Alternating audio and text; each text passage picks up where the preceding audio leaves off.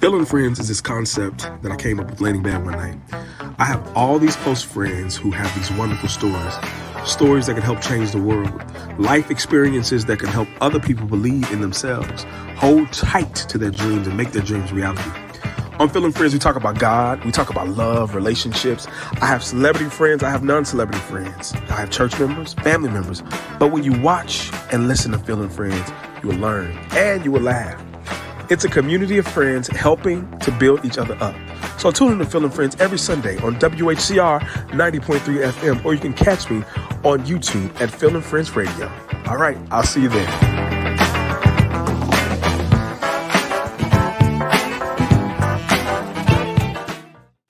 WHCR 90.3 FM, the voice of Harlem. What's up, everybody? It's me, Phil. I'm back.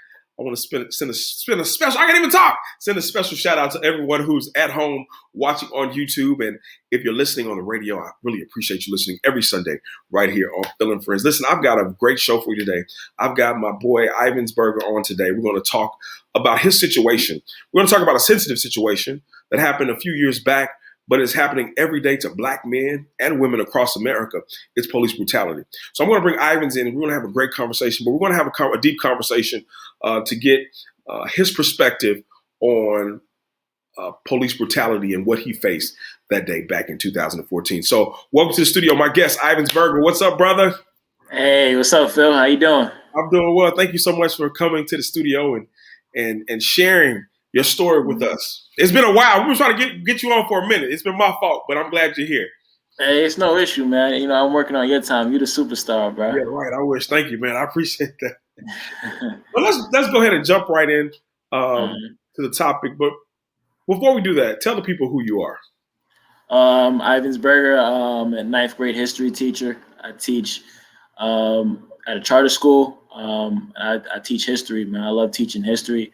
I had a love for history ever since I met my 5th to 8th grade mentor in middle school. He was a big mentor to me. Before I met him, I was very much like a troubled kid. I used to steal a lot, but when I met him in the 5th grade, he kind of like changed my life and brought me a new perspective on life because he introduced me to something that I think isn't taught enough, and that's Black history. And from 5th to 8th grade, he taught me Black history. So now I use his, let's say, stepping stone to propel me to where I'm at right now. So I dedicate everything that I do for him. That's a blessing. And I met you, for the audience. We were teachers together at a charter school in Brooklyn. And I believe it was about four Black men. Yeah, it wasn't that many. It wasn't that many. It was like 5 plus the coach. But you know, it was shout out to him. Yeah, shout out to him. But it was a brotherhood there, and I'm glad that you learned Black history because it's so important, and it's something that's not being taught in our schools. And before we get into the topic, why is Black history so important? Why, as a history teacher, why is that so important?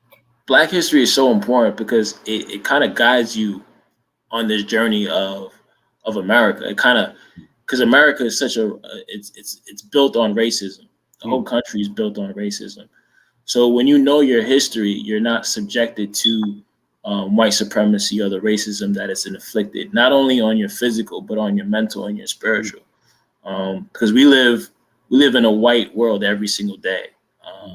And the more that we learn our history, the more we can combat it, because the more we know how our life is supposed to be, because history tells us how our life is supposed to be. So that's why it's important to learn about Black history. And I'm just teaching kids about Black history. It shows me that they're not being taught enough because they don't know the heaviness, for lack of a better word, of slavery. They don't know the toll that slavery have done to us over the years. And over the years, I feel like it's being minimized of how such a horrific event that 400 years was. So I think teaching Black history kind of opens that box up for our young future Black stars. And the thing about it is Black history is pre 1865, pre 1492. Black history spans throughout time and throughout space, for that matter, especially here on this planet. And we were the first. And I think that is we're talking about the race thing now in Texas. They want to keep it behind and not teach it. What is it, race theory or something like that? I don't know if you follow. Yeah, they don't want to teach the 1619 project, which is just it's just that the Republicans, or like what I call the people that are trying to suppress history, they don't want to teach that because they know that what they did was wrong, and then they have to continue on it with the conversation about reparations because what they did still impacts us to the day.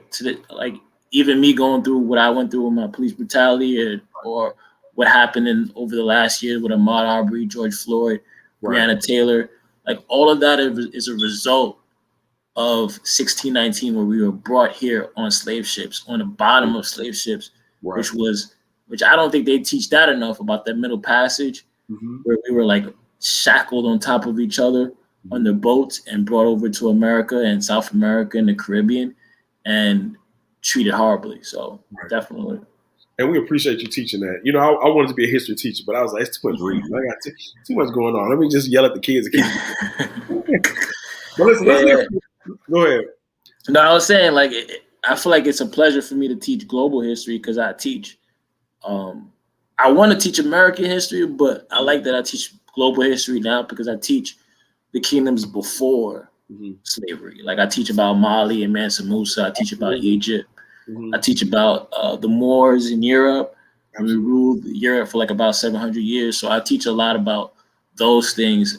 And then hopefully later in life, I can teach about American history because I feel like that's also lacking. Because it's funny that you brought up the Moors because we talk about being clean and how the Moors taught the Europeans how to bathe, how to take care of their cycles, how to take care of the lice.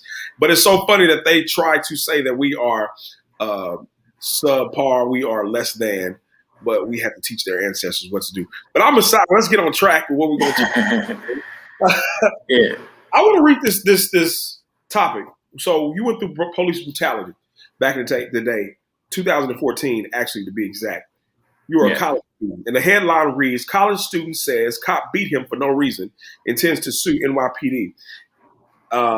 It says, and I'm going to skip a paragraph, it says, Yvens Berger said he was with friends at a barbecue in Marcus Garvey Park on July 26th when he was clocked by a cop several times and knocked to the ground. He hit me on the head and on the side of my face several times. As soon as I got hit, I was put to the ground. And Berger, a student at Medgar Evers College in Crown Heights, said other cops who had responded to break up the melee around 9:30 p.m. also hit him and held him down. And what bothers me is when I go to the last paragraph of this article, it says he suffered a broken nose, chipped teeth, bleeding in his eye, bruising. His lawyer, Vladimir Rodney, said, Berger said the cop who escorted him to the hospital apologized for what happened. And Berger was released around 5 a.m. And I want you guys to, I'm going to post this article on this, post it on YouTube so people can see. Walk me through that day. Walk me through the day when you were 19 years old in 2014. I'm not going to go into full details because I don't want to activate trauma in other individuals that were there on that day too. Absolutely. But I was there with my mentor and a couple other. I have a group of friends at that time. A group of friends that I consider brothers even to this day, even though we're not, I'm not in New York and we're not together. So we did go to a barbecue. We were having a good time. And then the barbecue kind of went south because we encountered another group. We got into a nice little brawl. Absolutely. And that brawl attracted cops. So the brawl ensued probably by about 10 minutes. And then after that 10 minutes, we went our separate ways. I started walking and looking for my friend. Out of nowhere, I'm walking. I see my friend from my peripheral. I see him like squaring up with somebody, and and for some reason I walk past him. And I'm thinking like, oh, why did I walk past him? And I'm walking away from him. And I turn around, and while I turn around, I feel something move my face. And it moved my face consecutively. So, because, my adrenaline is pumping, so I don't feel the hits. And as I look over to see who's hitting me, it's a big white cop. Like, he's at least 6'5", 250 pounds, and he's just wailing. And my natural reaction is just to return fire, but then immediately I get grabbed from another cop. So I get grabbed from other cops, and they put me on the ground. So while I'm on the ground, I'm like, oh, I didn't do nothing, all that other stuff. And I lift my head up for a second. And the minute I lift my head up for a second, I feel a knee go over my forehead, go on my back of my head. And that propelled my whole face to hit the concrete. So that chipped my tooth. So I had like my front tooth chipped. Okay.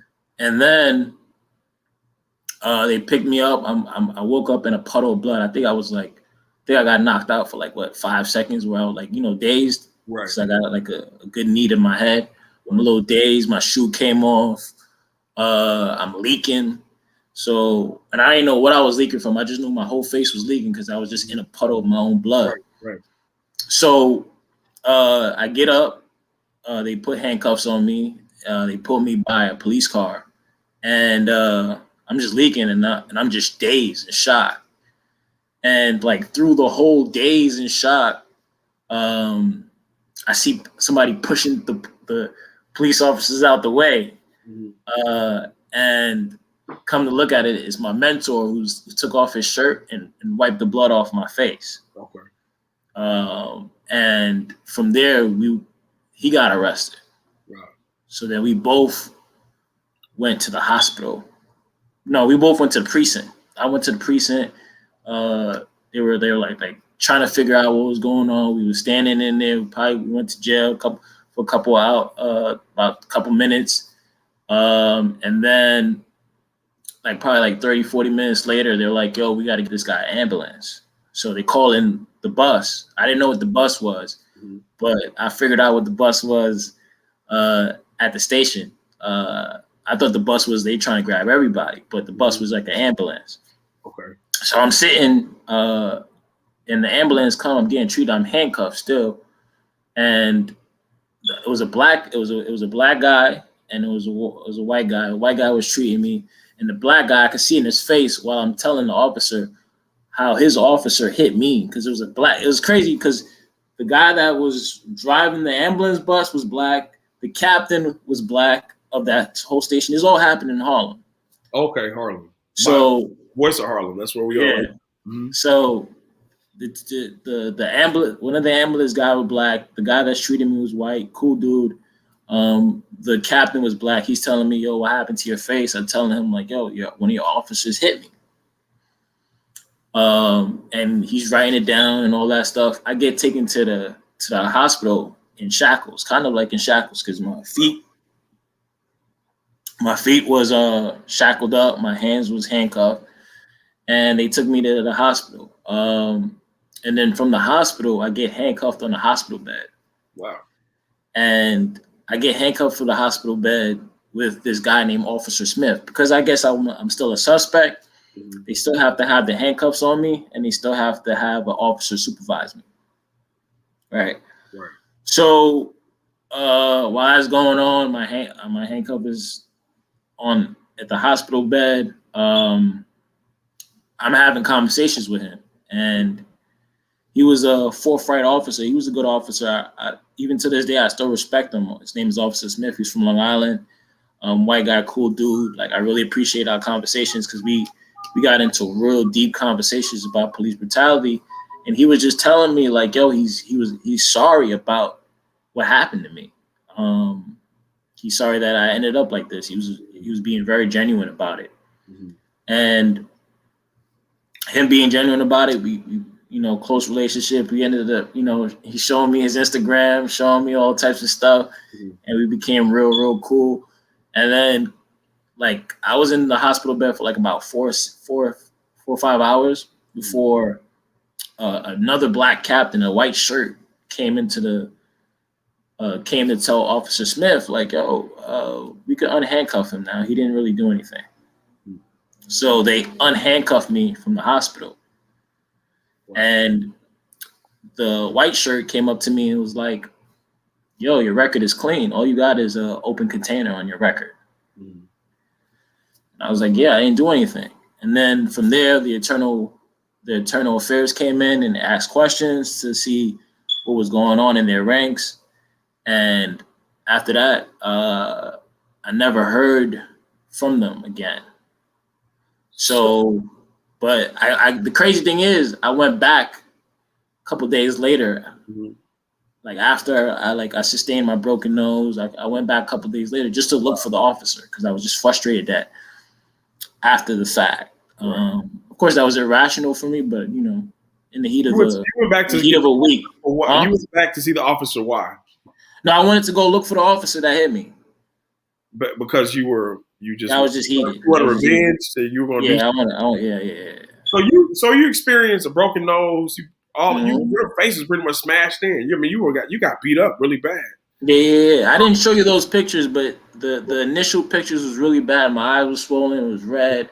My whole face was black and blue. You actually showed me the pictures a while back. I saw the pictures. Gotcha. Our audience could see the pictures. But during that time, and I didn't mean to cut you off. You good? But during that time, did you ever feel like you were going to die or anything? Did you ever feel like? Yeah, I did.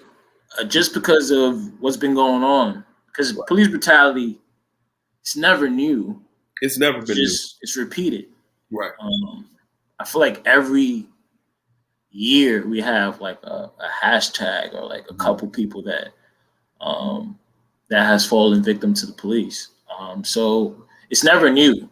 It's always repeated. So I always like in that situation, you never ever think it would be you, but you never know because it's the police. Like it happens all the time. I think that people don't underestimate how much police encounter Black people, especially in poor and impoverished neighborhoods. Before we go there, let's go back to when you went back to the station. So you went back to the station, and then what happened? Well, I went to go look for the officer. He wasn't there. He was part of. I learned that this is the day where I learned about jurisdiction. Yeah. Where because like 3 different jurisdictions or 3 different precincts answered to the call. Mm-hmm. He wasn't from that particular precinct that I was in. So I went to the precinct that I got taken to. Right. And he wasn't in that precinct. He was in another precinct, which they didn't know which precinct he was, of course, because even if they didn't know, they wouldn't tell me. Right. Because of that blue wall of silence, which also Officer Smith told me about that. Officers just don't tell on other officers. They don't really talk. They can't, even if they know what's wrong, they can't even say anything. And that surprised me because I want to not push back on you, but say, you were saying they were cool. They were cool. No, they were just trying to smooth things over because they knew, in my mind, because I had my incidents with police as well. I don't think that they're cool. I think they're trying to smooth things over because they know how bad it is. They know that this kid has a busted nose. He's 19, and why would they shackle you? Mm-hmm. Why would they even shackle you and then say, "Oh, he didn't do anything, let him go"? So y'all did all this research, and now you realize you let him go. It's a horrible story, and I'm sorry you had to go through that. Appreciate you, man. I'm really at a loss of words. It's a rough story because so many Black men go through this every day. They go through it, especially in New York, and it's a tough thing. At what point did you say I'm ready to sue? I need to take legal action. What happened with that? Well, the point that got me to sue was I knew, like, from the hospital, I knew, like, I didn't do anything. Mm-hmm. And from the hospital, I knew that I had to take action. A lot of people, like, that heard about the situation automatically told me, like, yo, you got to go sue. Mm-hmm. So even if I didn't have the capacity to figure out how to do it at 19, people around me gave me the tools to go find a lawyer and go sue. I also went to the CCRB, which is the Civilian Complaint Review Board. Okay. And they basically review the police department. Mm-hmm. So they interviewed me, and they actually found like a decision on the whole matter. So what they found was and this actually helped my case, was that they found what they wrote. They wrote a whole letter. They didn't even send it to me. They sent it to my mentor. They sent a letter saying, in the letter, they said that the officer did use unnecessary force. Unnecessary, yeah. And what showed me how the police force is so corrupt was also in the letter, and I still have the letter, and I can send it to you. In the letter, it also says that other officers failed to write a memo about the situation. So they basically saw what happened, didn't report it, left it alone. And that was it. That was it. You know, they didn't think you have the wits. They didn't think you had the education to follow up. We're gonna beat him up, you know, and he's gonna leave it at that, and it is gonna be what it is. You know, we're gonna let him go. We're gonna call him a day. And so many people do that, and so many people don't understand. We have rights. We are paying these people. Mm-hmm. There's no justification in people getting beat just because you feel like you think I'm a suspect. Just because I'm a black man walking down the street, it's not okay and it's wrong. What would you say to the white cops who are being using excessive force and using demonic spirits to patrol? I mean, it is what it is, right? What would you say to them, being a person who experienced police brutality?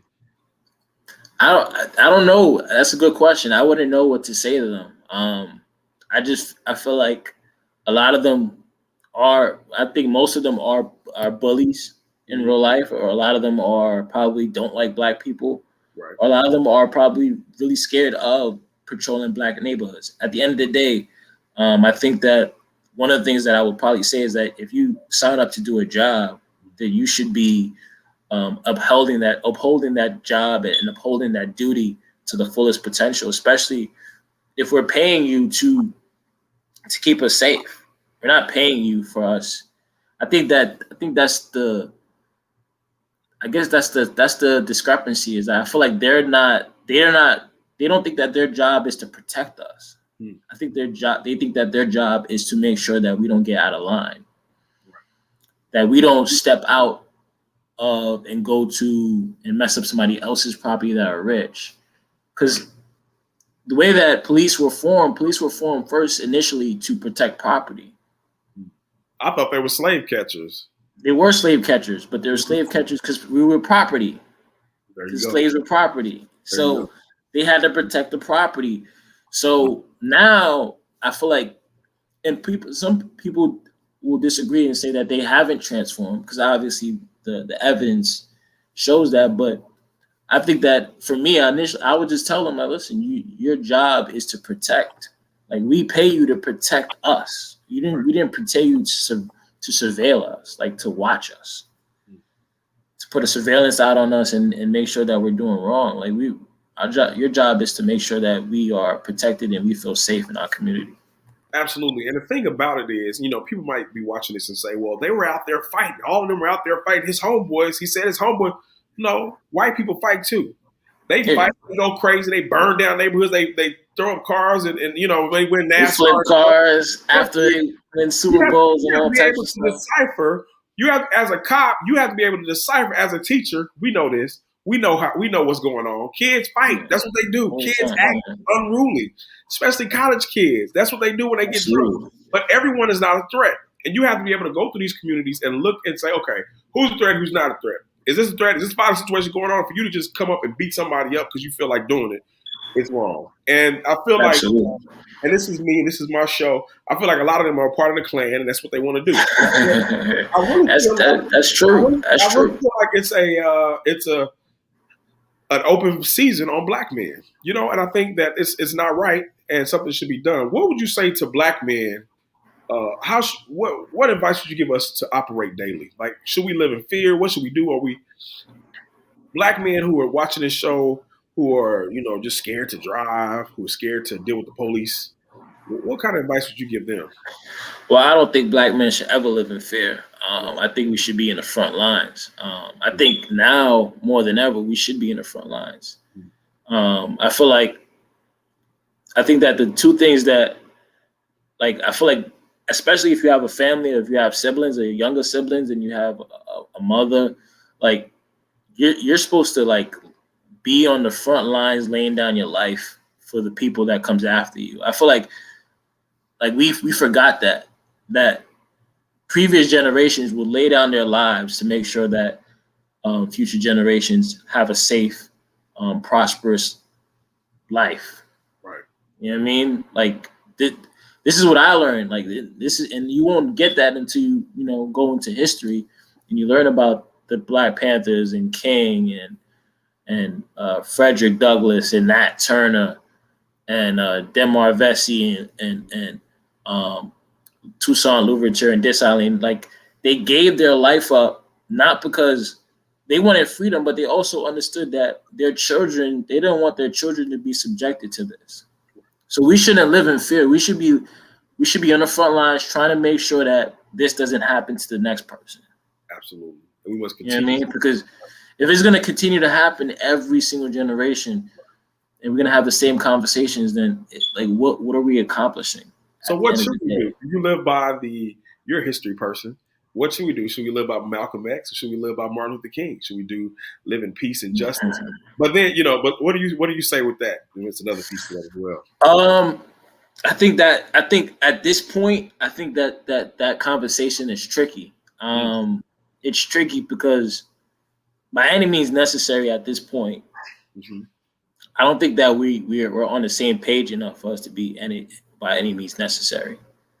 I don't think that if we were all on the same page, we could do that, but we're not on the same page.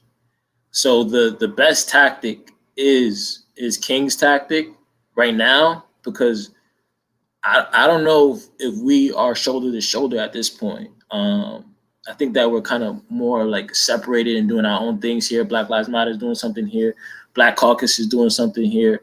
We're just doing different things at different points. If we were together more, like back then in the 60s, I don't know if there was like a realization that we all are struggling and we're all oppressed. Now, I don't think that we all feel that way. I feel like everybody has their own agenda and have their own, like everybody's focused on their money or, getting lit or, enjoying themselves. They're not focusing on the struggle because maybe they feel like racism is not as bad as they thought it was or they thought it is.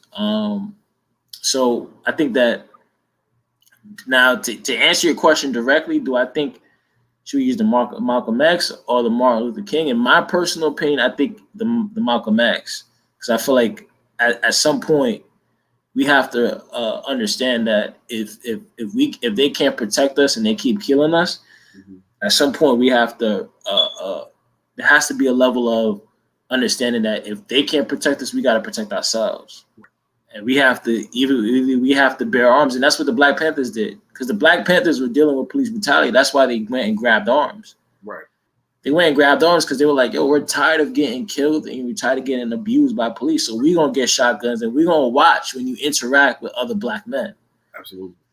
Now, should we do that now? Yeah, because it was effective. The reason why I know it was effective was because the FBI made it at the top of their priority to make sure that group was destroyed. Right. So imagine a Black Panther back then now. That would be so powerful. Right. And I think we should start using our voices more. And I think, when people have this conversation, when they say, oh, let's have a conversation about race. Let's have a conversation. What do you think? What comes to your mind when people say, let's just sit down and talk about it? Like we did at the charter school. Let's talk about race. What do you think when people say that?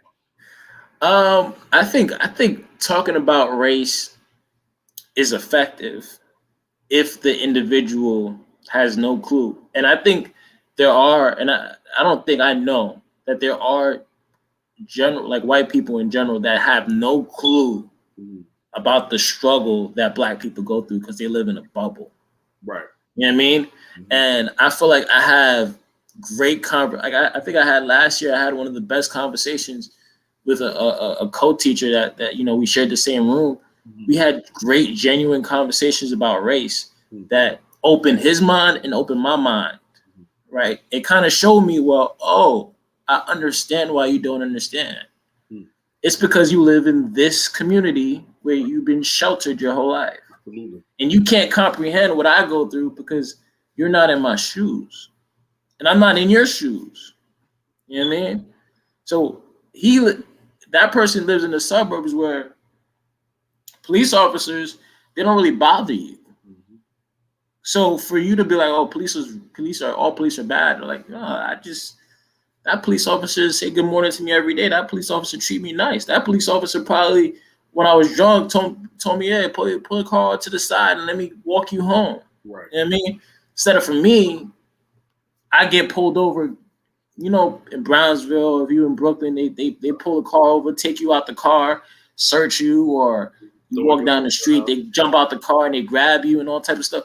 Like, they didn't experience that, and I'm pretty sure if we had more of those conversations with those people, with those individuals that are in like more in the suburban areas, more in the rural areas that don't experience what Black people go through, I think that they'll be enlightened about what we go through and what we experience on an everyday basis. But to the people that live in the city and we have to continually have those conversations, I don't like having those conversations with people that live in the city that see what Black people go through every day, because I'm like I know you see it, mm-hmm. and you're just turning your own blind eye on it. Right? It's like one of the comedians said, well, I'm tired of talking about race. Y'all should be talking about it. White people should be in a room talking about it. That's what I say. They should be talking about it, not us. But there's ones that need to be educated, and there's the ones that need to be in a room by themselves talking about it with themselves. Well, I want you to educate them because I ain't got the patience. And I know you don't. I know you don't. What would you say to young Ivins? What would you say to young 18, 17-year-old Ivins if you can go back in a time with you? About what? That's a big question, man. That's a lot of advice I would give. I usually ask that question on my show. What would you tell yourself? What's one thing that you could go back and tell yourself? What would you tell yourself? About anything? Anything. I would tell myself,